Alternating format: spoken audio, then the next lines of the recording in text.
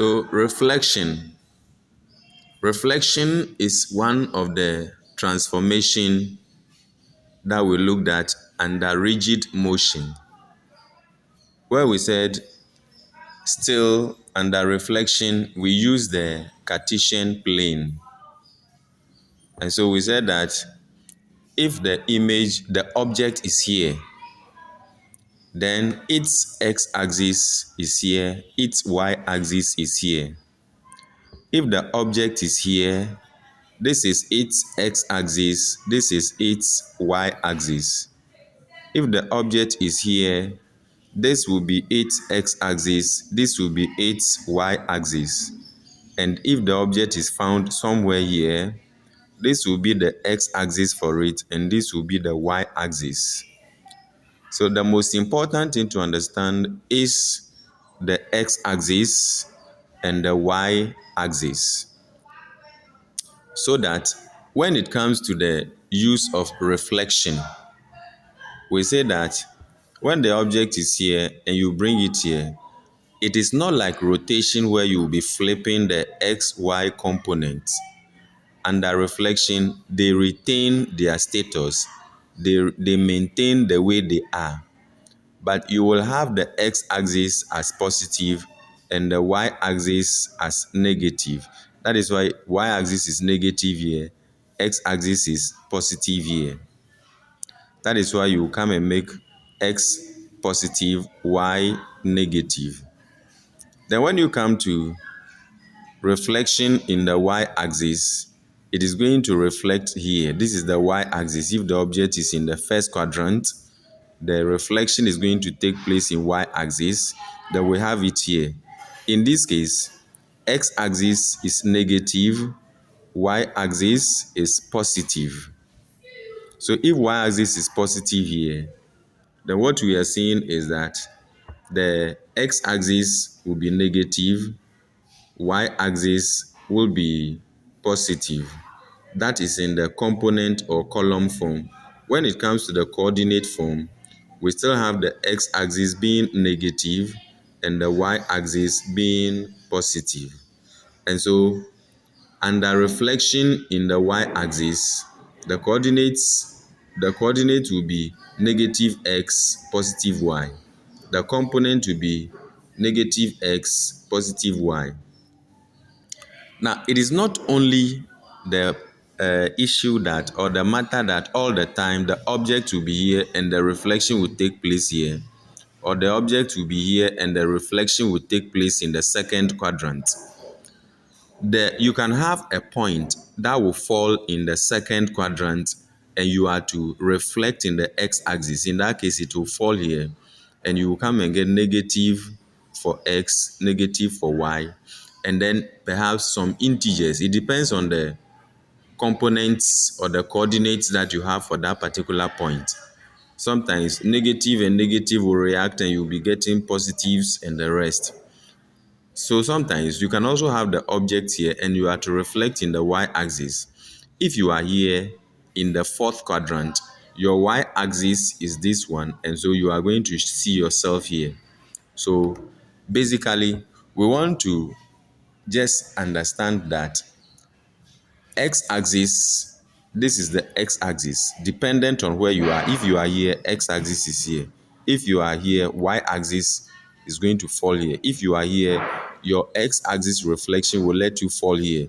If you are here, your y-axis will let you come and fall here. If you are here, your x-axis will let you come and fall here, and so on. Then we also have it. So we say, basically, we read that under reflection in the x-axis, which is the same as the line y equals 0. Reflection in the line x-axis is the same as reflection in the line y equals 0. If you are here and you are reflecting in the x-axis, it means you are not dealing with the y-axis, and for that matter, y is 0 for you.